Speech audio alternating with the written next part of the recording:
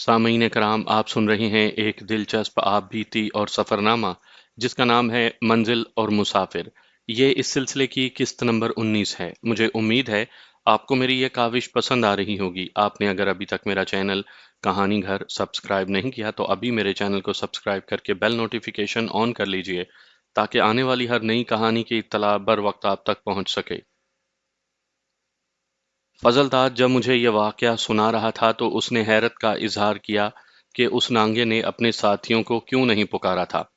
उसे शायद यकीन था कि वो फजलदाद को मार लेगा। उसने तलवार लहराई और उधर से फजलदाद ने जंप लगाकर उस पर बर्छी का वार किया। नांगे ने ना सिर्फ ये कि आगे से फुर्ती से हटकर वार खता कर दिया, बल्कि तलवार चलाकर उसने फजलदाद की बांस की बर्छी को दरमियान में से काट डाला। बर्छी का अगला हिस्सा पिछले हिस्से के साथ लटक गया। फजलदाद ने अगले हिस्से को गिरने से पहले पकड़ लिया और पिछला हिस्सा अलग तोड़ फेंका। अब नांगा उस पर वार करने के लिए पैंतरे बदलने लगा। फजलदाद बर्छी पर तलवार के वार नहीं ले सकता था क्योंकि बर्छी कमजोर थी और तलवार ने उस बाकी निस्फ बर्छी को भी काट देना था। नांगे ने बढ़कर वार किया जो फजलदाद बचा गया। दूसरी बार नांगे ने फिर वार किया तो फजलदाद बड़ी फुर्ती से एक तरफ हुआ। उसने ना सिर्फ वार बचाया बल्कि बर्छी नांगे को मारी, लेकिन ये छोटा सा टुकड़ा था जो नांगे को लगा तो सही, लेकिन कारगर वार ना हो सका। नांगा वैसे ही तेज और फुर्तीला मालूम होता था। फजलदाद को मालूम था कि जिन झाड़ियों के पीछे वो छुपा हुआ था वो झाड़ियां जरा गहरे खड्ड में थीं। उसने ये कोशिश शुरू कर दी कि नांगे को उन झाड़ियों के पास ले चले ताकि वो उस खड्ड में गिर पड़े। वो गिरता तो फजलदाद उस पर बर्छी का बड़ा ही कारी वार कर सकता था। नांगे ने बड़ी तेजी से तलवार घुमानी शुरू कर दी, जिससे फजलदाद घबरा गया। उसने हौसला कायम रखा और नांगे से दूर ही दूर रहा। एक बार वो उसके करीब हुआ तो नांगे की तलवार फजलदाद के बाजू को थोड़ा जख्मी कर गई, लेकिन फजलदाद जख्म की परवाह करने वाला नहीं था। तलवार ने पट्ठा काटा था। फजलदाद ऐसे पैंतरे बदलने लगा जिनसे उसका मकसद ये था कि नांगा झाड़ियों के करीब हो जाए। आखिर फजलदाद को इस मकसद में कामयाबी हासिल हो गई। वो इस तरह के नांगे की पीठ उन झाड़ियों की तरफ थी। फजलदाद ने एक पत्थर उठा लिया जो कमोबेश 1.5 किलो वजनी था। उससे नांगा कुछ घबराया। फजलदाद ने पूरी ताकत से पत्थर नांगे को मारा। नांगा आगे से हट तो गया लेकिन पत्थर उसके बाएं कंधे पर लगा। नांगा तेजी से पीछे हटा और उस खड्ड में गिर पड़ा जिसमें झाड़ियां थी। वो पीठ के बल गिरा था। खड्ड 1.5 पौने 2 फुट ही गहरा था। जूं ही नांगा उसमें गिरा, फजलदाद ने बर्छी तान कर पूरी ताकत से नांगे के पेट में उतार दी। नांगे ने तलवार घुमाकर मारी जो फजलदाद की टांग पर लगी, लेकिन वार इतनी जोर से ना पड़ा जितनी जोर से नांगे ने किया था। अब नांगा उठ नहीं सकता था। तलवार उसके हाथ से गिर पड़ी थी जो फजलदाद ने उठा ली। नांगा अपने पेट में उतरी हुई बर्छी को दोनों हाथों से पकड़कर उठने लगा। अब तलवार फजलदाद के हाथ में थी। उसने नांगे की गर्दन पर वार किया और उसकी गर्दन आधी कट गई। फजलदाद ने मजीद वार करने की जरूरत न समझी। वो तलवार हाथ में लिए वहां से चल पड़ा। उसने खून रोकने का जो इंतजाम किया था वो मैं आपको पहले सुना चुका हूँ। वो चलता गया। मालूम यही होता था कि उन दो नांगों के साथी बिखर कर उसे ढूंढ रहे हैं। फजलदाद ने देखा कि वो ढलवान से उतर रहा था। उसके दाएं बाएं टीकरियां और चट्टानें थी, कुछ ऊंची और कुछ कम बुलंद और छोटी। वो चलता गया और जहां ढलवान खत्म हो रही थी वहां से उसे ऐसी आवाजें सुनाई दी जैसे एक नदी बह रही हो। वो छोटे छोटे दरख्तों में से गुजरता। जब आगे गया तो वो वाकई एक नदी थी जो पहाड़ी के दामन में बह रही थी।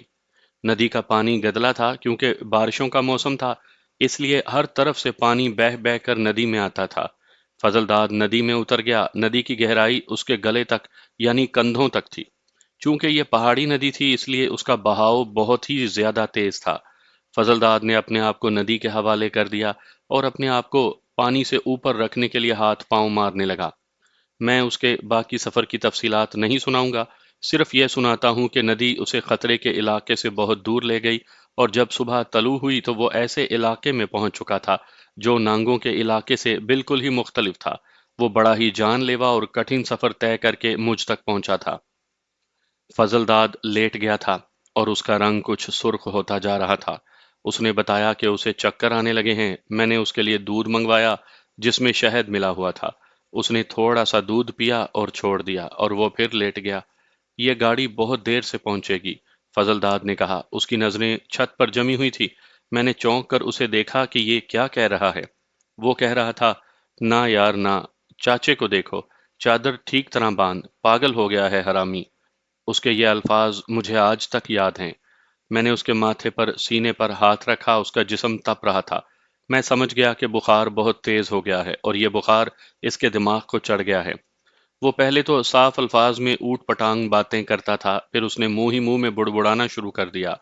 میں اس کی یہ حالت دیکھ کر گھبرایا، لیکن فوج میں کچھ باتیں سیکھ لی تھی۔ میرے جھونپڑے کے باہر ہر وقت دو آدمی موجود رہتے تھے۔ میں نے انہیں بلایا اور کہا کہ ایک پیالے میں پانی لے آئیں اور دو چھوٹے چھوٹے کپڑے بھی لیتے آئیں۔ پانی اور کپڑے آ گئے تو میں نے ایک کپڑا بھگو کر فضل داد کے ماتھے پر رکھا اور ان آدمیوں سے کہا کہ وہ اسی طرح باری باری فضل داد کے ماتھے پر پانی کی پٹیاں رکھتے رہیں۔ برما کے جنگلوں کی انتہائی خطرناک بیماری ملیریا تھی۔ وہ جنگل مچھروں کو ہی پالتے تھے، جن میں کچھ مچھر بڑے ہی زہریلے تھے۔ میں تو یہی سمجھا کہ فضل داد کو ملیریا ہو گیا ہے، لیکن علامات ملیریا والی نہیں تھی۔ نہ اس نے سردی محسوس کی، نہ اسے ابکائیاں آئیں۔ وجہ جو کچھ بھی تھی، بخار بہت ہی تیز تھا۔ میرے پاس جاپانیوں کا فرسٹ ایڈ باکس موجود تھا، جس میں مرہم پٹی کے سامان کے علاوہ کچھ اور دوائیاں بھی ملی۔ یہ معلوم کرنا ممکن نہیں تھا کہ کون سی دوائی کس مرض کے لیے ہے، کیونکہ ان پر جو کچھ لکھا تھا وہ جاپانی زبان میں تھا۔ میں نے وانگ کو بلا بھیجا اور خود فرسٹ ایڈ باکس کھول کر دوائیاں دیکھنے لگا۔ ایک شیشی پر جو لیبل لگا ہوا تھا اس پر جاپانی زبان چھپی ہوئی تھی، لیکن لیبل پر مچھر کی تصویر بنی ہوئی تھی۔ میں سمجھ گیا کہ یہ دوائی ملیریا کی ہے۔ وانگ آیا تو میں نے اسے فضل داد کی حالت بتائی۔ وانگ نے اس کے ماتھے پر ہاتھ رکھا تو فضل داد نے اس کی طرف دیکھا۔ گاڑی میں کتنی دیر ہے؟ فضل داد نے کہا۔ بارش نے گاڑی کو روک لیا ہے۔ دیکھا وانگ، میں نے کہا، بخار اتنا تیز ہے کہ یہ دماغ کو چڑھ گیا ہے اور یہ بے معنی باتیں کر رہا ہے۔ یہ ٹھنڈی پٹیاں رکھتے رہو، وانگ نے کہا، میں ابھی آتا ہوں۔ میں نے وانگ کے آنے تک اس شیشی میں سے ایک گولی نکالی جس پر مچھر کی تصویر بنی ہوئی تھی۔ یہ گولی فضل کے منہ میں ڈالی اور اس کے سر کے نیچے ہاتھ رکھ کر ذرا سا ہلایا اور پانی پلا دیا۔ 15 منٹ گزرے ہوں گے کہ وانگ ایک بوڑھے برمی کو ساتھ لے آیا۔ میں اس برمی کو جانتا تھا، لیکن اسے کبھی اہمیت نہیں دی تھی، کیونکہ اسے میں دوسرے برمیوں کی طرح عام سا اور غریب سا آدمی سمجھتا تھا۔ وہ ٹوٹی پھوٹی اردو بول لیتا اور سمجھ بھی سکتا تھا۔ اس نے فضل داد کی نبض دیکھی اور ماتھے پر ہاتھ رکھا اور مجھ سے پوچھا کہ اسے کس طرح بخار چڑھا تھا۔ میں نے اسے بتایا کہ میرے خیال کے مطابق یہ ملیریا نہیں، کیونکہ ملیریا میں اتنی زیادہ سردی لگتی ہے کہ 3 4 کمبل بھی اس سردی کو روک نہیں سکتے، اور اسے ابکائیاں بھی نہیں آئیں۔ بوڑھے برمی نے کہا کہ اس کے زخموں سے پٹی اتار دو۔ میں نے فضل داد کی ٹانگ اور بازو سے پٹیاں کھول دیں۔ زخموں کی حالت دیکھ کر میں تو کانپ گیا۔ زخموں میں پیپ پڑی ہوئی تھی اور ان کے ارد گرد سرخی آ گئی تھی۔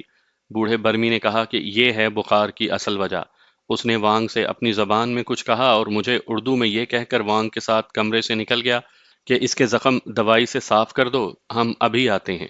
میں نے فرسٹ ایڈ باکس میں سے مرہم پٹی والے سامان میں رکھی ہوئی 3 4 بوتلیں کھول کر سونگا۔ ایک میں سے مجھے اسپرٹ کی ہلکی ہلکی بو آئی۔ میں نے یہ روئی پر ڈال کر فضل داد کے زخم صاف کرنے شروع کر دیے۔ وہ درد سے تڑپنے لگا۔ میں نے اسے کہا کہ ذرا دل مضبوط کرے۔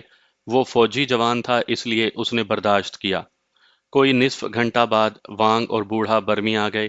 وہ اپنے ساتھ 2 قسم کے پودوں کے پتے لائے تھے۔ ایک قسم کے پتے زیادہ چوڑے تھے اور دوسرے لمبوترے اور کچھ کم چوڑے تھے۔ بوڑھا برمی باورچی خانے میں چلا گیا۔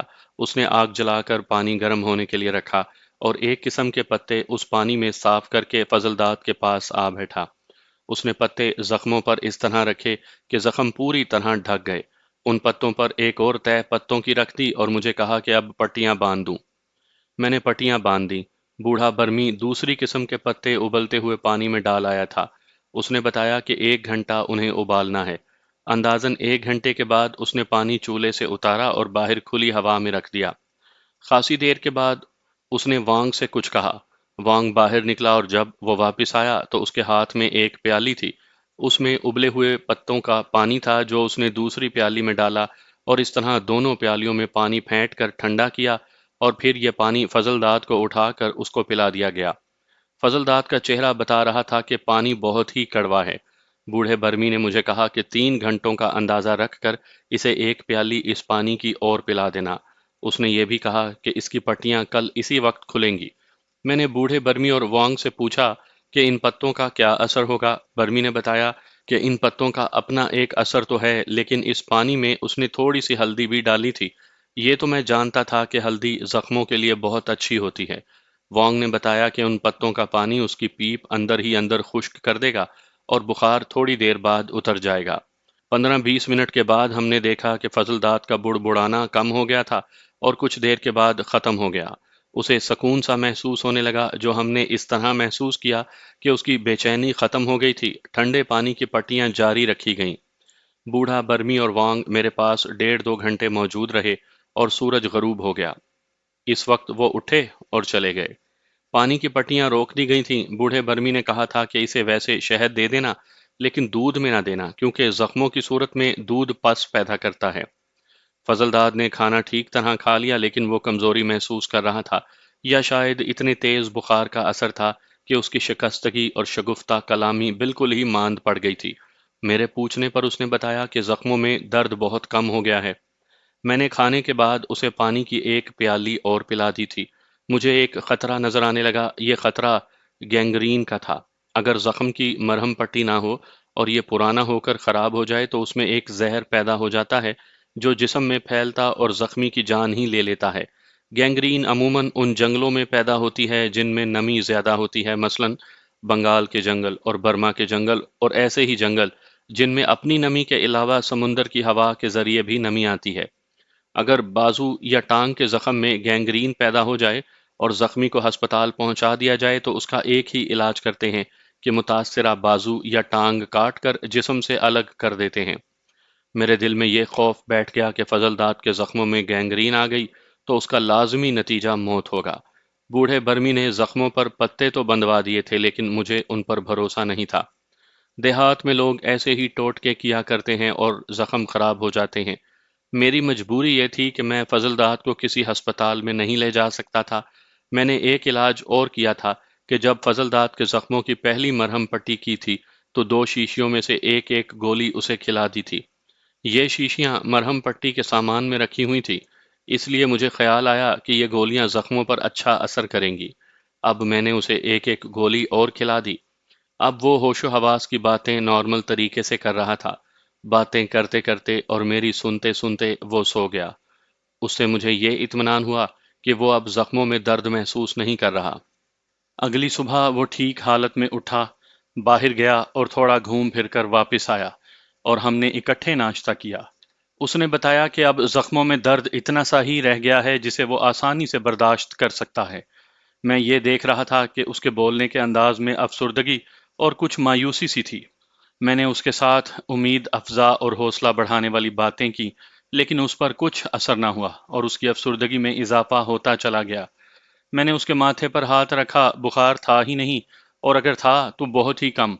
وہ باتیں کرنے اور سننے کے موڈ میں نظر نہیں آتا تھا۔ وہ ذرا پرے ہٹ کر لیٹ گیا، اس کی نظریں چھت پر لگی ہوئی تھیں اور چہرے کا تاثر بتاتا تھا کہ وہ کسی گہری سوچ میں کھو گیا ہے۔ میں نے سوچا کہ اسے آرام ہی کرنے دوں، لیکن میں اس وقت چونکا جب اس کی آنکھوں میں آنسو دیکھے۔ میں بڑی تیزی سے سرک کر اس کے قریب ہو گیا اور اس سے پوچھا کہ وہ کیا سوچ رہا ہے۔ اگر میں آج کی زبان میں بات کروں تو میں کہوں گا کہ اسے ڈپریشن ہو گیا تھا۔ اس وقت میں ڈپریشن کے لفظ سے واقف ہی نہیں تھا۔ میرے بار بار پوچھنے پر وہ اٹھ کر بیٹھ گیا۔ اللہ مجھے سزا دے رہا ہے، اس نے ہاری ہوئی سی آواز میں کہا۔ میں نے یہیں کتوں کی موت مرنا ہے۔ بھائی فضل داد، میں نے کہا، تم تو میرا حوصلہ بھی توڑ رہے ہو۔ تم فوجی ہو، حوالدار ہو، اور تم اتنے دلیر اور بہادر ہو کہ نانگوں کے جال میں سے لڑ کر نکلے ہو، لیکن اب تم نے ہمت کا دامن ہی چھوڑ دیا۔ کیا مجھے اپنے عزیز رشتہ دار یاد نہیں آتے ہوں گے؟ لیکن میں نے دل کو سمجھا رکھا ہے کہ جب اللہ کو منظور ہوگا ہم اپنے گھروں میں پہنچ جائیں گے۔ میں خالی ہاتھ 4 مسلح آدمیوں کا مقابلہ کر سکتا ہوں، اس نے کہا، درندوں کا مقابلہ کر سکتا ہوں۔ تمہیں ابھی تک صحیح پتہ نہیں چلا کہ میں کتنا زیادہ دلیر اور جرأت والا ہوں، لیکن میرے بھائی، میں خدائی طاقت کا مقابلہ تو نہیں کر سکتا۔ مجھے خدا کی طرف سے بڑی سخت سزا مل رہی ہے۔ میں جس گلائیڈر میں یہاں آیا تھا وہ گر کر تباہ ہو گیا اور میں موت سے بچ نکلا۔ پھر جاپانیوں نے گھیر کر آگ برسائی تو میں پھر موت کے منہ سے نکل آیا، اور پھر نانگے آدم خوروں سے بھی بچ نکلا۔ یہ خدائی اشارے ہیں جو میں نے سمجھ لیے ہیں۔ میں نے بڑی بری موت مرنا ہے، جس کی ایک نشانی یہ ہے کہ میرے زخموں میں پس پڑ گئی ہے اور زخموں کا زہر میرے جسم میں پھیل رہا ہے۔ اگر ایسا ہوتا تو تمہارا بخار کم نہ ہوتا۔ میں نے اس کا حوصلہ قائم رکھنے کے لیے کہا، صاف پتہ چل رہا ہے کہ تم بہتر ہو رہے ہو۔ میں ویسے ہی نہیں کہہ رہا کہ اللہ مجھے سزا دے رہا ہے، اس نے کہا۔ میں نے ایک ایسا گناہ کیا ہے جو خدا کبھی معاف نہیں کرے گا۔ میرے دماغ میں یہی ایک بات آتی تھی کہ فضل داد کے دماغ پر کل کے اتنے تیز بخار کا اثر ہے اور اسی اثر کے تحت یہ اتنا زیادہ افسردہ اور کم حوصلہ ہو گیا ہے۔ میں نے اسے اپنی یہ تشخیص بتائی بھی، لیکن اس نے کوئی اثر قبول نہ کیا اور اس کی آنکھوں سے آنسو بہنے لگے۔ تم کسی پیر کے مرید تو ضرور ہوگے؟ اس نے مجھ سے پوچھا۔ بالکل نہیں، میں نے کہا۔ میں صرف اللہ کے رسول صلی اللہ علیہ وآلہ وسلم کو اپنا پیر مانتا ہوں۔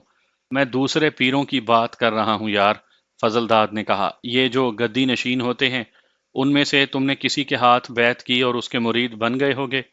میں نے اسے پرانا واقعہ سنایا کہ میں نے اور میرے ایک دوست نے اپنے علاقے کے ایک مشہور اور مقبول پیر کو ننگا کر کے درخت کے ساتھ باندھا اور اسے مار مار کر بے ہوش کر دیا تھا۔ میں نے یہ بھی کہا کہ اس کی ہمیں کوئی غیبی سزا نہیں ملی۔ پھر تم اس جنگل میں مرو گے، فضل داد نے کہا۔ کیا یہ سزا نہیں کہ تمہارا اتنا اچھا کاروبار رنگون میں تباہ ہو گیا اور اب تمہیں اس جنگل سے نکلنے کا راستہ ہی نہیں مل رہا؟ میں نے اسے یہی بتایا تھا کہ رنگون میں میری دکان تھی۔ ابھی اسے یہ بتانا نہیں چاہتا تھا کہ میں بھی فوجی ہوں اور میں کس ارادے سے اپنے مورچوں سے بھاگ آیا تھا۔ تم مانو یا نہ مانو، تم پیر کے بد دعائے ہوئے ہو، فضل داد نے کہا۔ بھائی فضل داد، میں نے کہا، میں نے یہاں ایک اژدہا مارا ہے، ایک شیر مارا ہے، جاپانیوں کی ایک پوری سیکشن یہاں آ گئی تھی، میں نے پوری سیکشن کو اکیلے ختم کر دیا تھا، اور اب تمہیں موت کے منہ سے نکال کر اور ایک مگر مچھ کو گولی مار کر یہاں لے آیا ہوں۔ میں بلکہ میری روح محسوس کرتی ہے کہ میرے سر پر اللہ کا ہاتھ ہے۔ تم جو چاہے کہو، فضل داد نے کہا، میں مانتا ہوں کہ مجھے سزا مل رہی ہے۔ تم گناہ کیا کر بیٹھے تھے بھائی؟ میں نے پوچھا۔ وہ گناہ ہی مجھے بتا دو۔ میں نے اپنے پیر کا دل دکھایا ہے، فضل داد نے کہا۔ پہلے تو میں خوش رہا کہ میں نے جو کیا ٹھیک کیا، لیکن اس جنگل میں آ کر جو مجھ پر گزری اور گزر رہی ہے، اس سے میں سمجھ گیا کہ مجھے پیر کی بد دعا مار رہی ہے۔ میرے کہنے پر اس نے اپنا یہ گناہ سنایا۔ یہ میں اپنے الفاظ میں پیش کرتا ہوں، اس سے پہلے ایک بات کہوں، وہ یہ ہے کہ میں ایک ایسی دنیا میں بیٹھا ہوا تھا جو آج سوچتا ہوں تو خواب و خیال کی دنیا لگتی ہے۔ وہاں کے لوگ اجنبی، ان کی زبان اجنبی، اور وہ جنگل ایسا جو دنیا بھر کے جنگلوں سے نرالا اور خطرناک تھا۔ ایک بات اور کہوں گا، اور وہ یہ کہ میں نے کہا ہے کہ وہ لوگ اجنبی تھے لیکن ان میں مسلمان بھی تھے۔ ان کے ساتھ کبھی اٹھنا بیٹھنا یا بولنا چالنا ہوتا تھا تو ایسے لگتا تھا کہ ہم ایک دوسرے کے لیے اجنبی نہیں، بلکہ ہمارا آپس میں کوئی روحانی تعلق ہے۔ وہ تعلق کوئی راز نہیں تھا، بلکہ بالکل صاف ہے کہ یہ اسلام کا تعلق اور رشتہ تھا۔ میں نے یہ بات اس لیے کہی ہے کہ میں اپنے وطن سے دور دراز ایک گھنے جنگل میں بیٹھا تھا، جہاں کی ہر چیز میرے لیے نئی اور نرالی تھی، لیکن فضل داد جب اپنی کہانی سنا رہا تھا تو مجھے یوں لگا جیسے میں واپس اپنے دیس میں اور کلچر میں آ گیا ہوں۔ فضل داد کا وقوعہ یوں ہوا کہ 7-8 سال پہلے فضل داد کی شادی اپنے گاؤں میں ہی ہوئی۔ اس وقت وہ نائک تھا، وہ اپنے علاقے کے ایک بڑے مرتبے کا پیر کا مرید تھا۔ اس کا سارا خاندان اس پیر کو برحق اور برگزیدہ مانتا تھا۔ 1 سال بعد فضل داد حوالدار ہو گیا۔ عقیدت مندی کے اظہار کا ایک دلچسپ طریقہ بھی آپ کو سنا دیتا ہوں۔ یہ میں نے اپنی آنکھوں دیکھا ہے، یہ بیان کرنے کی ضرورت نہیں، میں فضل داد کی مثال سنا کر یہ طریقہ واضح کر دیتا ہوں۔ فضل داد جب حوالدار ہوا تو اس نے اس ترقی کو پیر کا خاص کرم اور خاص نوازش سمجھا۔ وہ چھٹی آیا اور اگلے روز 2 مراسیوں کو ساتھ لیا جو ڈھول لائے تھے۔ اس کے اپنے خاندان کا ہر فرد ساتھ تھا اور کچھ رشتہ دار بھی ساتھ ہو گئے۔ فضل داد سبز کپڑے کا ایک جھنڈا بنوا کر اپنے ساتھ لایا تھا۔ اس پر کلمہ طیبہ لکھا ہوا تھا۔ یہ جھنڈا ایک بانس کے ساتھ لگا ہوا تھا۔ جھنڈا فضل داد نے اپنے ہاتھ میں لیا اور یہ پورا جلوس پیر صاحب کے گھر کی طرف چل پڑا۔ آگے آگے دونوں مراسی ڈھول بجاتے جا رہے تھے۔ پیر کا گھر دوسرے گاؤں میں تھا جس کا فاصلہ تقریباً 3 میل تھا۔ یہ جلوس پیدل جا رہا تھا۔ 2-3 چنگیروں میں بتاشے، پھل فروٹ اور مٹھائی بھی ساتھ تھی۔ پیر صاحب کو پہلے سے اطلاع کر دی گئی تھی کہ ان کا ایک مرید شکرانے کے لیے حاضری کے لیے آ رہا ہے۔ یہ جلوس پیر کے دروازے پر پہنچا تو انہیں کہا گیا کہ پیر دستگیر اپنے کمرے میں بیٹھے ان کا انتظار کر رہے ہیں۔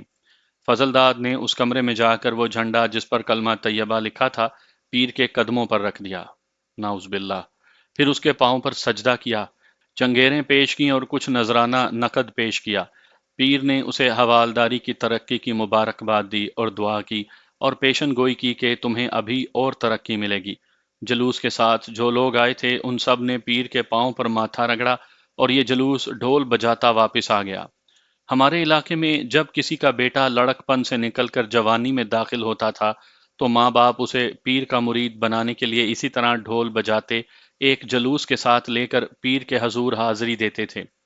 وہ جب واپس آتے تو لوگ انہیں مبارکباد دیتے تھے کہ ان کے لڑکے نے پیر کے ہاتھ پر بیعت کر لی ہے۔ اللہ کا کرنا یوں ہوا کہ تقریباً 4 سال گزر گئے، فضل داد کا کوئی ایک بھی بچہ پیدا نہ ہوا۔ لڑکی کے سسرال والے یہ توقع رکھتے تھے کہ 1 سال بعد پہلا بچہ پیدا ہو جانا چاہیے۔ بعض سسرال والے 1 سال کی مزید مہلت دے دیا کرتے ہیں، پھر بھی کوئی آثار نظر نہ آئیں تو لڑکی کو شکی نگاہوں سے دیکھنا شروع کرتے ہیں۔ پیروں کے پاس جا پہنچتے اور اپنا یہ مسئلہ پیش کرتے ہیں۔ پیر جو کچھ کرتے ہیں اس کی طرف سے یہ لوگ اپنی آنکھیں بند کر لیتے ہیں۔ فضل داد کی شادی کو تو 4 سال ہونے کو آئے تھے، اسے کس طرح معاف کیا جا سکتا تھا؟ فضل داد کو فیملی کوارٹر مل گیا تھا اور اس کی بیوی اس کے ساتھ تھی۔ اس کے دوست اور دیگر ساتھی پوچھتے رہتے تھے کہ بچی بچہ ہوا یا نہیں۔ فضل داد اب یہ کہتے ہوئے شرماتا تھا کہ کوئی بچہ نہیں ہوا۔ اسے وہ اپنی مردانگی پر بہت بڑی چوٹ سمجھتا تھا۔ وہ انگریزوں کا زمانہ تھا، اس کا پلاٹون کمانڈر ایک انگریز لیفٹیننٹ تھا۔ کسی طرح اسے پتا چل گیا کہ فضل داد کا یہ مسئلہ ہے۔ اس انگریز نے اسے اور اس کی بیوی کو CMH یعنی فوجی ہسپتال کے ایک ڈاکٹر کے پاس معائنے کے لیے بھیج دیا۔ وہ ڈاکٹر بھی انگریز تھا، اس نے دونوں کا معائنہ کیا اور کچھ ٹیسٹ بھی کیے اور دونوں کے متعلق یہ رپورٹ دی کہ دونوں میں کوئی نقص نہیں۔ اس نے دونوں کو دوائیاں بھی دیں لیکن 5-6 مہینے دوائیاں استعمال کرنے کے بعد بھی کوئی اثر نہ ہوا۔ فضل داد نے ایک بار چھٹی کے دوران راولپنڈی کی ایک لیڈی ڈاکٹر سے بھی اپنی بیوی کا معائنہ کروایا اور اس لیڈی ڈاکٹر کے کہنے پر فضل داد نے اپنا بھی چیک اپ کروایا اور جو ٹیسٹ ڈاکٹر نے کیا وہ بھی کروایا۔ اس لیڈی ڈاکٹر اور ڈاکٹر نے بھی یہی رپورٹ لکھی کہ دونوں بالکل ٹھیک ہیں، بچے پیدا کرنے کی قدرتی صلاحیت رکھتے ہیں اور کوئی رکاوٹ نہیں۔ انہوں نے بھی جو دوائیاں لکھ کر دیں وہ ان دونوں میاں بیوی نے کھائیں لیکن نتیجہ صفر رہا۔ فضل داد اور اس کی بیوی کی مائیں بہت ہی پریشان تھیں۔ دونوں مائیں باقاعدگی سے پیر کے ہاں جا کر اس کے آگے ماتھے رگڑ رہی تھیں اور نذرانے بھی پیش کر رہی تھیں۔ پیر نے حسب معمول تعویذ بھی دیے اور جو چکر وہ ہر کسی کے ساتھ چلایا کرتا تھا وہ سب آزما دیکھے، لیکن فضل داد بے اولاد رہا۔ فضل داد کی ماں نے اور اس کے بعد اس کے باپ نے بھی اسے کہنا شروع کر دیا کہ اس کی بیوی نے بچہ پیدا کرنا ہوتا تو اب تک پیدا ہو چکا ہوتا۔ اب یہ بات پکی ہو گئی ہے کہ یہ لڑکی بچے پیدا کرنے کے قابل نہیں اور اس کا صرف یہ علاج ہے کہ فضل داد دوسری شادی کر لے۔ یہ بیوی رہنا چاہتی ہے تو رہے ورنہ اسے طلاق دے دی جائے۔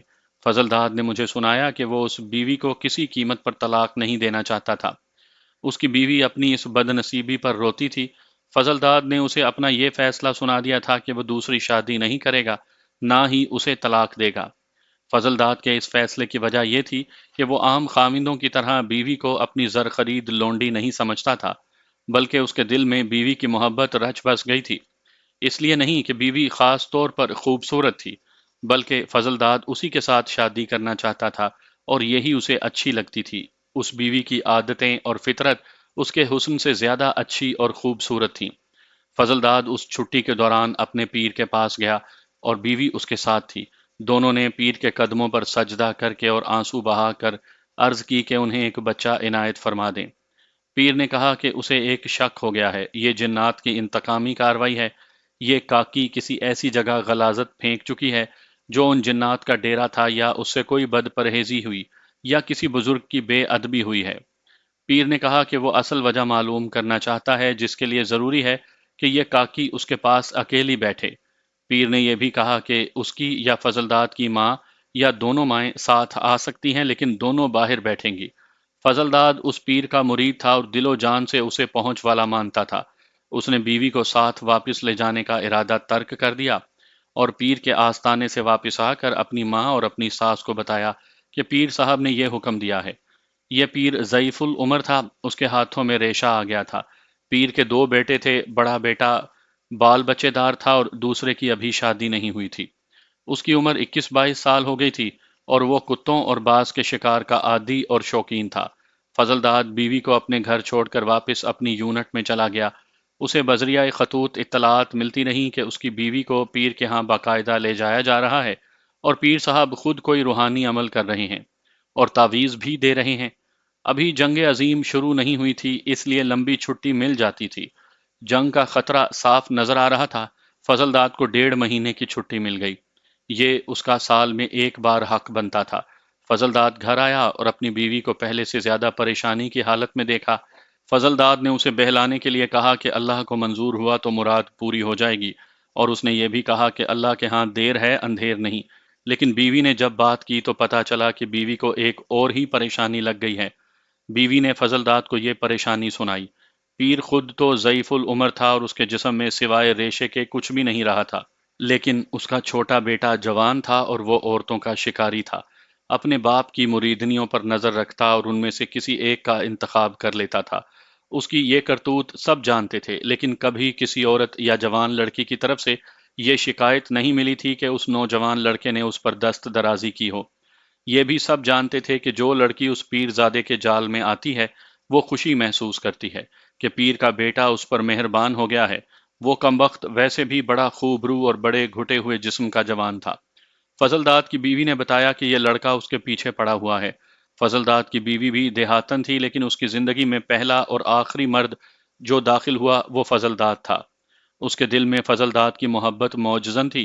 وہ تو فضلداد کی پوجا کرنے کو بھی برا نہیں سمجھتی تھی، جس کی وجہ یہ تھی کہ فضلداد نے اپنے ماں باپ کو ناراض کر کے فیصلہ دے دیا تھا کہ وہ نہ دوسری شادی کرے گا اور نہ بیوی کو طلاق دے گا اور ساری عمر بے اولاد گزار دے گا۔ یہی وجہ تھی کہ فضلداد کی بیوی کے دل میں پیر کے بیٹے کی نفرت پیدا ہو گئی۔ بیوی نے فضلداد کو بتایا کہ 4-5 مرتبہ یہ لڑکا اسے کھیتوں میں راستے میں آ کر روک چکا ہے اور اپنے غلیظ ارادے کا اظہار بھی اس نے کیا ہے۔ فضلداد کی بیوی نے اسے آخر یہ بھی کہا کہ وہ اپنے باپ کی پیری اور عزت کو خراب نہ کرے، لیکن ایک روز اس خوبرو نوجوان نے فضلداد کی بیوی کو فصل کی اوٹ میں بازو سے پکڑ لیا اور اسے فصل میں گھسیٹنے لگا۔ اس غیرت مند بیوی نے اس کے منہ پر تھپڑ مارا اور اس کے ساتھ ہی اس کے پیٹ میں ایسی لات ماری کہ وہ اس لڑکی کو چھوڑ کر دوہرا ہو گیا۔ 1-2 دنوں کے بعد پیر زادے نے فضلداد کی بیوی کو دھمکی دی کہ وہ اسے اغوا کروا کر چکلے میں بٹھا دے گا۔ میں اس دور کی بات کر رہا ہوں جب لوگوں کے اپنے بھی کچھ کردار ہوا کرتے تھے۔ فضلداد کا علاقہ، خصوصاً دیہاتی علاقہ، غیرت مندی میں مشہور تھا۔ غیرت مندی تو ہر کسی میں تھی، لیکن اس علاقے کے دیہات میں غیرت پر خون خرابے اور قتل ہو جایا کرتے تھے۔ فضلداد نے اپنی بیوی سے یہ باتیں سنی تو اس کا خون اس طرح ابل پڑا کہ غیرت مریدی پر غالب آ گئی۔ فضلداد نے مجھے سنایا کہ پیر تو اس لڑکے کا باپ تھا اور پیری کی ساری کرامات باپ کے ہاتھ میں تھیں۔ بیٹا تو بدکار اور بدماش تھا۔ فضلداد کا ایک چچا زاد بھائی تھا جس کے ساتھ اس کا تعلق صرف رشتہ داری والا ہی نہیں تھا، بلکہ ان میں بڑی گہری دوستی تھی۔ یہ لوگ معمولی قسم کے کسان نہیں تھے بلکہ خوشحال زمیندار تھے۔ کسی کی محتاجی نہیں تھی بلکہ محتاجوں کو دیا کرتے تھے۔ فضلداد نے اپنے اس چچا زاد بھائی کو اپنی بیوی کی بات سنائی۔ چچا زاد بھائی طبیعت کا کچھ زیادہ ہی گرم اور تیز تھا۔ اس نے کہا کہ اس پیر زادے کا تو پتہ ہی کاٹ دیتے ہیں۔ فضلداد نے اسے بتایا اور کہا کہ اس کے دل میں بھی یہی ارادہ ہے۔ ان دونوں نے قتل کے طریقوں پر غور کرنا شروع کر دیا۔ غور اس پر کیا جا رہا تھا کہ یہ لڑکا مارا بھی جائے اور قاتل کا کچھ کھرا کھوج نہ ملے۔ سوچ سوچ کر انہوں نے یہ سکیم بنائی کہ فضلداد کی بیوی پیر زادے سے ملے اور اسے رات کو کہیں بلائے اور وہاں پیر زادے کا معاملہ صاف کر دیا جائے۔ فضلداد اور اس کے چچا زاد بھائی نے فضلداد کی بیوی کو اس اسکیم سے آگاہ کیا۔ بیوی بھی کسی گئے گزرے خاندان کی بیٹی نہیں تھی۔ وہ 3 گبرو بھائیوں کی اکلوتی بہن تھی اور اس کا باپ گاؤں میں روب داب رکھتا تھا۔ اس نے یہ بھی دیکھ لیا تھا کہ پیر کے ہاتھ میں کوئی طاقت نہیں، اگر ہوتی تو اتنے عرصے میں اس لڑکی کی گود ہری ہو چکی ہوتی۔ پیر کا گھر تقریباً 3 میل دور گاؤں میں تھا۔ پیر کا یہ آوارہ بیٹا باز اپنے ہاتھ پر بٹھائے شکار کے بہانے ادھر آ نکلتا تھا۔ فضلداد کی بیوی خوبصورت لڑکی تھی۔ پیر زادہ اسی کے پیچھے آیا کرتا تھا۔ 3 دنوں کے بعد فضلداد کی بیوی کا پیر زادے سے آمنا سامنا ہو گیا۔ اسکیم کے مطابق یہ لڑکی باہر کسی نہ کسی بہانے نکل جایا کرتی تھی۔ آخر اسے پیر زادہ مل گیا اور اس نے فضلداد کی بیوی کے ساتھ اپنے مطلب اور نیت کی باتیں شروع کر دیں۔ لڑکی نے شرم اور جھجک کی اداکاری کی اور کہا کہ اس نے کبھی کسی غیر مرد کے ساتھ ایسا تعلق نہیں رکھا۔ وہ بڑی استادی سے اداکاری کرتی رہی اور اس طرح رضامندی کا اظہار کیا کہ پیر زادہ رات کے وقت فلاں جگہ آ جائے اور وہ وہاں پہنچ جائے گی۔ پیر کے بیٹے نے یہ بھی نہ سوچا کہ فضل داد چھٹی آیا ہوا ہے اور اس کی بیوی کا رات کے وقت باہر نکلنا ممکن نہیں ہوگا۔ اس کے دماغ پر بدکاری کا بھوت سوار تھا۔ اس نے اسی جگہ آنے کے لیے کہہ دیا جو اسے اس لڑکی نے بتائی تھی۔ یہ جگہ دراصل فضل داد اور اس کے چچا زاد بھائی نے منتخب کی تھی۔ یہ جگہ ایک برساتی نالے کا بلند کنارہ تھا جہاں کھڈ تھے اور سرکنڈے بھی۔ اس برساتی نالے کو اس علاقے میں کس کہا جاتا ہے۔ وہاں سے یہ نالا مڑتا تھا، اس لیے وہاں پانی گہرا تھا۔ انہوں نے ایک خاص اسکیم کے تحت اس جگہ کا انتخاب کیا تھا۔ رات کو جب گھر والے سو گئے تو فضل داد نے اپنی بیوی کو گھر سے روانہ کر دیا۔ کچھ دیر کے بعد فضل داد اپنے چچا زاد بھائی کو ساتھ لے کر دوسرے راستے سے اس طرف چلا گیا۔ فضل داد کے ہاتھ میں تقریباً 1 گز لمبی رسی تھی، جو دراصل چارپائی کی ادوائن کا ٹکڑا تھا۔ یہ دونوں چکر کاٹ کر اس جگہ کے قریب پہنچ گئے۔ وہ کسی کی نظر میں نہیں آ سکتے تھے کیونکہ وہاں کھڈ بھی تھے اور سرکنڈے بھی۔ انہیں صاف نظر آ رہا تھا کہ پیر زادہ وہاں ٹہل رہا تھا اور چند منٹوں کے بعد فضل داد کی بیوی پہنچ گئی۔ پیر زادے نے لپک کر لڑکی کو اپنے بازوؤں میں لے لیا۔ فضل داد کو معلوم تھا کہ ایسا ہی ہوگا، لیکن اس نے جب اپنی بیوی کو ایک غیر مرد کے بازوؤں میں دیکھا تو اس کا دماغ جو پہلے ہی خراب ہو چکا تھا بالکل ہی معاف ہو گیا اور اس پر پاگل پن سوار ہو گیا۔ اس نے چند قدم کا جو فاصلہ تھا شکار پر حملہ کرنے والے شیر کی طرح ایک لمحے میں طے کیا، اور پیشتر اس کے کہ پیر کے اس بدماش بیٹے کو پتا چلتا کہ پیچھے سے کون آیا ہے، رسی اس کے گلے میں پڑ چکی تھی۔ پیر کے بیٹے نے فضل داد کی بیوی کو چھوڑ کر دونوں ہاتھوں سے رسی کو پکڑنا چاہا، لیکن رسی بڑا سخت پھندا بن چکی تھی اور فضل داد کے چچا زاد بھائی نے پیر زادے کو اس طرح آگے سے جکڑ لیا تھا کہ اس کے بازو بھی گرفت میں آ گئے تھے۔ فضل داد نے رسی کو بل دے دے کر اس کا پھندا اتنا تنگ کر دیا کہ اس لڑکے کی سانس رک گئی۔ ادھر فضل داد کے چچا زاد بھائی نے اسے اپنی طرف زور زور سے جھٹکے دے کر کھینچنا شروع کر دیا۔ عقب سے فضل داد رسی کھینچ رہا تھا۔ پیر زادے کا تڑپنا ختم ہو گیا۔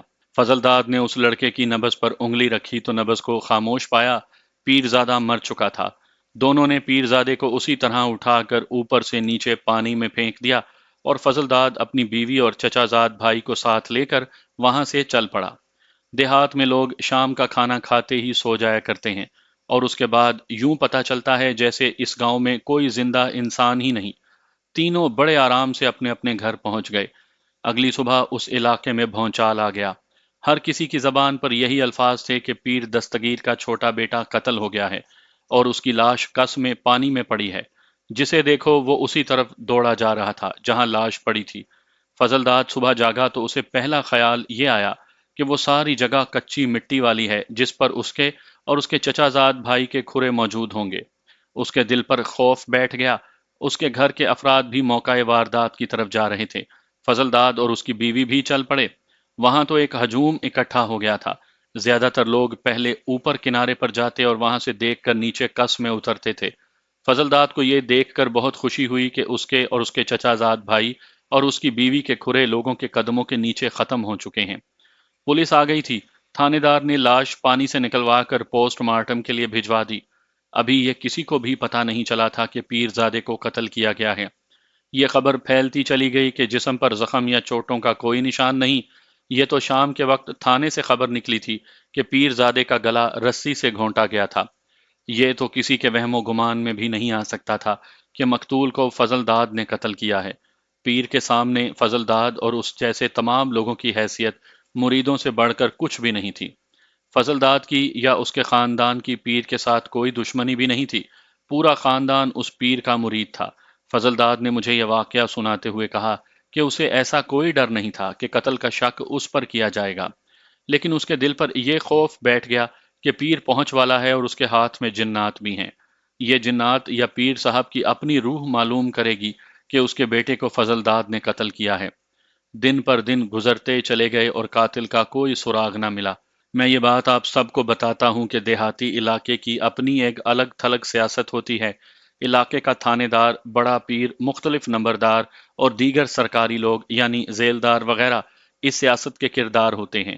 یہ جو پیر تھا اس کی سیاست اسی طرح چل رہی تھی۔ اس علاقے کا ایک بہت بڑا زمیندار تھا جس کے ساتھ پیر کی کچھ چپکلش چل رہی تھی۔ اس دور میں ہندو اور سکھ بھی دیہات میں آباد تھے۔ فضل داد کے گاؤں میں ایک ہندو ساہوکار رہتا تھا جس کی آڑت وسیع پیمانے پر چلتی تھی اور وہ لوگوں کو سود پر قرضے بھی دیتا تھا۔ اس کی اس پیر کے ساتھ کچھ دشمنی تھی۔ پیر نے تھانے میں اس کے اور مسلمان زمیندار کے خلاف شک لکھوا دیا۔ تھانے دار نے ان کی طرف رخ کر لیا۔ اس کے بعد یوں ہوا کہ اس علاقے میں جو رجسٹرڈ غنڈے اور دیگر جرائم پیشہ لوگ تھے ان کی شامت آ گئی۔ تھانے میں ان پر بے پناہ تشدد کیا جاتا تھا لیکن کوئی بھی اقبالی نہیں ہو رہا تھا۔ فضل داد کو پوری تسلی ہو گئی کہ اب تو وہ بالکل بھی نہیں پکڑا جائے گا۔ فضل داد نے مجھے اپنی اس وقت کی ذہنی کیفیت سنائی۔ وہ اس طرح تھی کہ جب اسے خیال آتا کہ اس نے ایک برگزیدہ پیر کے بیٹے کو قتل کر دیا ہے تو اس کا جسم اندر سے کھوکھلا اور کمزور ہو جاتا، اور یہ خوف اس کے دل پر بیٹھ جاتا کہ پیر کی بد دعا اسے لگے گی اور اس کے جنات اس سے بدلہ لیں گے۔ لیکن اس کے سامنے جب اپنی غیرت آ جاتی تو اسے اپنی بیوی کی باتیں یاد آتی کہ اس پیر زادے نے اس کی بیوی کے ساتھ کیا کیا حرکتیں کی تھیں، تو اس کا دل مضبوط ہو جاتا اور وہ اپنے آپ سے کہتا کہ اس نے جو کیا ٹھیک کیا۔ میں یہ بھی واضح کر دوں کہ فضل داد کے علاقے میں اور میرے علاقے میں بھی غیرت پر کسی کو قتل کر دینا یوں سمجھا جاتا تھا جیسے ایک مکھی مار دی گئی ہو۔ ایسے قتل پر اگر کوئی پکڑا جاتا تھا تو وہ نعرے لگاتا ہوا پھانسی چڑھتا تھا۔ اس کے گھر والے فخر سے سب کو سناتے تھے کہ ہمارے بیٹے نے غیرت میں آ کر دشمن کو قتل کیا ہے۔ آج کل ان علاقوں کا کلچر اور خیالات کچھ بدل گئے ہیں۔ جب تفتیش عام لوگوں کی سطح سے اوپر چلی گئی، یعنی جب یہ اتنے بڑے دولت مند تاجر اور ساہوکار اور ایک بہت بڑے زمیندار کی سطح پر پہنچ گئی، تو فضل داد مطمئن ہو گیا۔ اس نے اپنا دل مضبوط کرنے کی نیت سے اپنی بیوی اور اپنے چچا زاد بھائی کے ساتھ یہ بات کی کہ پیر کی بد دعا ضرور لگے گی۔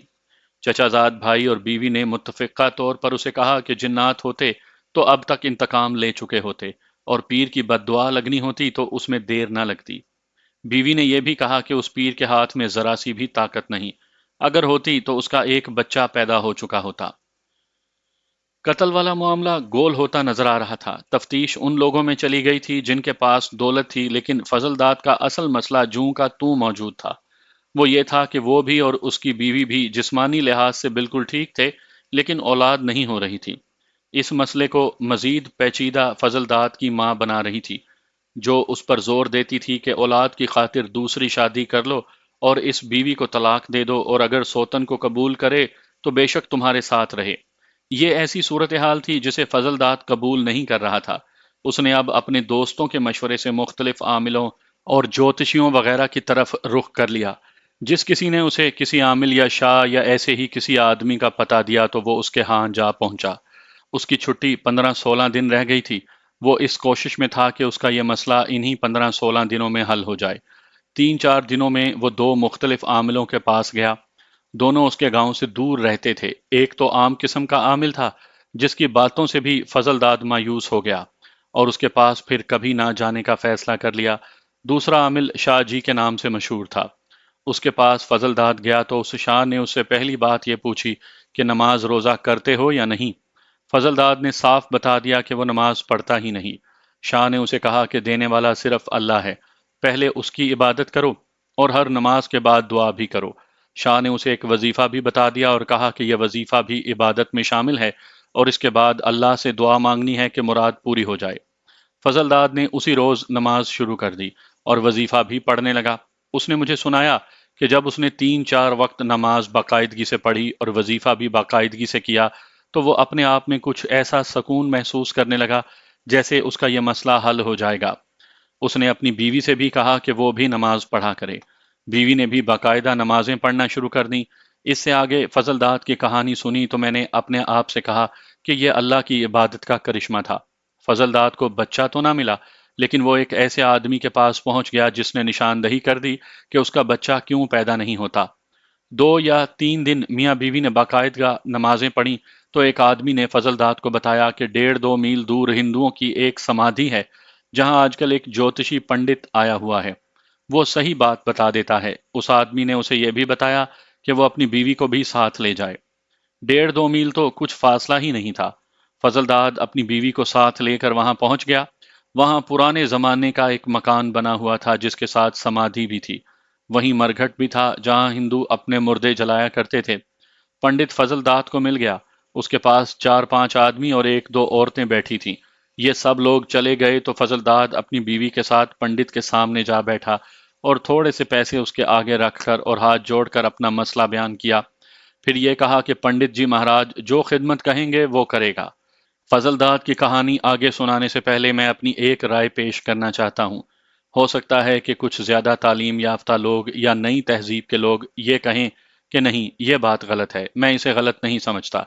रूहानी इल्म का वजूद है और उसके आमिल भी मौजूद हैं। ये जो जगह जगह आमिल, नजूमी, ज्योतिषी और शाहजी बैठे मिलते हैं, ये सब फरेबकारी और धोखादही के बगैर कुछ नहीं जानते। ऐसे बुजुर्ग और सूफी बंदे मौजूद हैं जो रूहानी अमलियात से मुश्किलें आसान कर देते हैं। इसी तरह काले जादू का भी वजूद है जो हजार हा साल पुराना है। हमारे मुल्क में और ख़ासकर फजलदाद के इलाके और मेरे इलाके में दुश्मन एक दूसरे पर काला जादू चलवाते हैं और मैंने ज़ाती तौर पर काले जादू के मारे हुए लोग देखे हैं। मैं ऐसे वाक़यात सुनाकर लंबी बात नहीं करूंगा, सिर्फ ये कहूंगा कि काला जादू चलाने वाले आमिल मौजूद हैं और वो अच्छी खासी रकमें लेकर दूसरों का बेड़ा गर्क कर सकते हैं। ऐसे आमिल हर जगह नहीं मिलते। चूंकि ये शैतानी अमल है और कुरान पाक में भी इसे शैतानी अमल कहा गया है, इसलिए आप काले जादू के किसी भी आमिल को देखें तो उसके चेहरे पर नहूसत और कराहत साफ नजर आएगी। उनकी आंखें लाल सुर्ख होती हैं और उनके जिस्मों से बदबू उठती है। मैंने ये भी सुना है और ये है भी हकीकत कि ये आमिल कई कई दिन बल्कि एक एक महीना नहाते ही नहीं, क्योंकि उनका जिस्म जिस कदर नापाक होगा उनका अमल उसी कदर कामयाब रहेगा। इस शैतानी अमल के लिए हिंदुस्तान के पंडित, जोगी, योगी और सन्यासी सारी दुनिया में मशहूर हैं। दूसरे मसलकों की किताब में काले जादू को हिंदुस्तान के हवाले से बयान किया गया है। उस पंडित ने जिसके पास फजलदाद अपनी बीवी को लेकर गया था, अपना कुछ हिसाब किताब निकाला, स्लेट पर खाने और गोल दायरे बनाए और ऐसे ही कुछ पुरस्रार अमल किए। फिर उसने फजलदाद की बीवी का चेहरा अपने सामने करके उसकी आंखों में देखा और उससे 4-5 बातें पूछी। फिर उसने फजलदाद के चेहरे और आंखों का बड़ी गौर से मुआयना किया। बच्चा कैसे पैदा होगा? पंडित ज्योतिषी ने कहा। तुम दोनों पर जादू चला हुआ है और उसकी बंदिश लगी हुई है। फजलदाद फौरन मान गया। उसने डॉक्टरों से अपना और बीवी का मुआयना करवाया था और रिपोर्ट ठीक ठाक मिली थी कि दोनों औलाद पैदा करने के काबिल हैं। फिर उसका तोड़ कर दें पंडित जी महाराज। फजलदाद ने मिन्नत समाजत की और कहा कि आपकी पूरी खिदमत करूंगा। ये पंडित कोई अच्छा और दयानतदार आदमी था। वो चाहता तो फजलदाद को चक्कर देकर उसके मुंह मांगे पैसे बटोर सकता था, लेकिन उसने साफ अल्फाज में कह दिया कि उसे जब तक ये पता ना चले कि जादू किस तरीके से किया गया है, वो इसका तोड़ नहीं कर सकता। उसने कहा कि यह मालूम करना उसके बस में नहीं, अलबत्ता वो ये निशानदही कर सकता है कि यह आमिल कौन है और किस तरफ रहता है। अगर ये पता चल भी गया तो हम क्या कर सकेंगे? फजलदाद ने पूछा। दो तरीके हैं, पंडित ने कहा। एक ये है कि उसे ज्यादा पैसों का लालच दो और अपना काम करवाओ। काला जादू करने वाले का कोई दीन धर्म नहीं होता और ना वो किसी के साथ वफा करते हैं। एक तरीका और भी है, अगर तुम में हिम्मत है तो ये आजमा लो। उसके घर 2-3 आदमी जा धमको और उसे धमकियां देकर कहो कि ये जादू उतार दे, वरना उससे पूरा इंतकाम लिया जाएगा। नहीं पंडित जी, फजलदाद ने कहा, इस तरह वो हम पर अपने जादू से कोई खतरनाक वार कर देगा। ऐसा नहीं हो सकता भाई, पंडित ने कहा। यह जादू इतना आसान नहीं है कि फौरन हो जाए और अपना असर दिखा दे। ये बंदूक तो नहीं है कि इसमें गोली डालकर घोड़ा दबा दो तो गोली फौरन चल जाएगी। उसके पास जाओ और बेहतर यही है कि उसे कोई खतरनाक धमकी दो। ऐसी ही कुछ और बातें करके पंडित ने फजलदाद का दिल मजबूत कर दिया। फिर कोई अपना अमल और हिसाब करके उस काले अमल वाले के निशानदही कर दी। उसने बताया कि यहाँ से 2.5-3 मील दूर छोटा सा एक गांव है, वो आमिल वहां रहता है।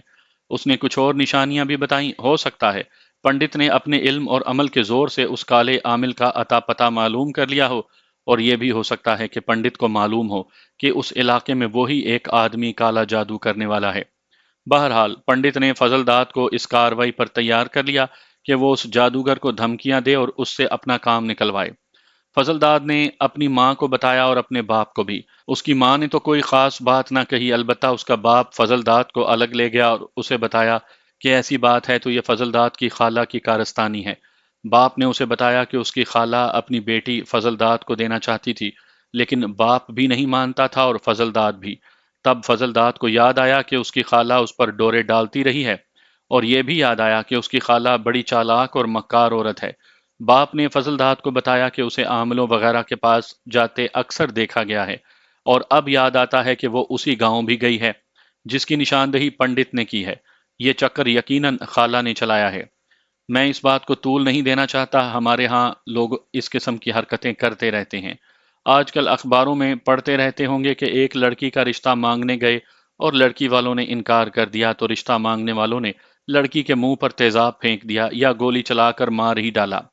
میں جس وقت کی بات کر رہا ہوں اس وقت بعض لوگ، خصوصاً عورتیں، اس قسم کی کارروائیاں کیا کرتی تھیں۔ جب بات خالہ کی چل نکلی تو دو تین شہادتیں اس قسم کی مل گئیں کہ خالہ کو جب یہ جواب ملا تھا کہ اس کی بیٹی کو فضلداد اور اس کا باپ قبول نہیں کر رہے تو وہ سخت غصے میں آ گئی تھی۔ وہ عورتوں کے ساتھ دھمکیوں کی زبان میں باتیں کرنے لگی تھی۔ یہ دو عورتوں سے بھی پتہ چل گیا کہ خالہ اس گاؤں میں چند مرتبہ گئی تھی جس کی نشاندہی پنڈت نے کی تھی۔ فضلداد بڑا اکھڑ اور انتقام لینے کے معاملے میں بڑا زہری آدمی تھا۔ وہ اپنے چچا زاد بھائی کو ساتھ لے کر کالے عامل کے گاؤں گیا۔ وہ چھوٹا سا گاؤں تھا جس میں نہایت معمولی قسم کے کسانوں کے چند ایک گھرانے تھے۔ انہی گھروں میں ایک گھر اسے کالے عامل کا تھا۔ فضلداد اس کے ساتھ کوئی سودے بازی کرنے نہیں گیا تھا۔ اس نے گاؤں کے ایک دو آدمیوں سے اس کے متعلق پوچھا۔ فضلداد کو اس کے متعلق جو معلومات حاصل ہوئیں وہ کچھ اس طرح تھی کہ یہ شخص پیشے سے موچی ہے۔ یہ بھی پتا چلا کہ انتہائی غلیظ رہنے والا آدمی ہے، گاؤں میں بہت کم سلام دعا رکھتا ہے، اور یہ بھی پتا نہیں چلتا کہ اس کا مذہب کیا ہے۔ یہ گاؤں والوں کو معلوم ہو گیا تھا کہ یہ الٹے تعویذ اور کالے جادو کے عمل کرتا ہے اور پیسے کما لیتا ہے۔ فضلداد نے یہ خاص طور پر پوچھا کہ اس کے گھر کے افراد کتنے ہیں اور کیا کیا ہیں۔ پتا چلا کہ اس کے علاوہ اس کی بیوی ہے اور ایک جوان لڑکی ہے جس کی ابھی شادی نہیں ہوئی، اور اس کے بعد ایک لڑکا، اور پھر اس کے بعد ایک لڑکی ہے۔ فضلداد نے اس کا گھر دیکھ لیا تھا، کچا مکان تھا جس کی صحن کی دیوار زیادہ اونچی نہیں تھی۔ یہ سارے کوائف معلوم کر کے فضلداد اور اس کا چچا زاد بھائی واپس آ گئے۔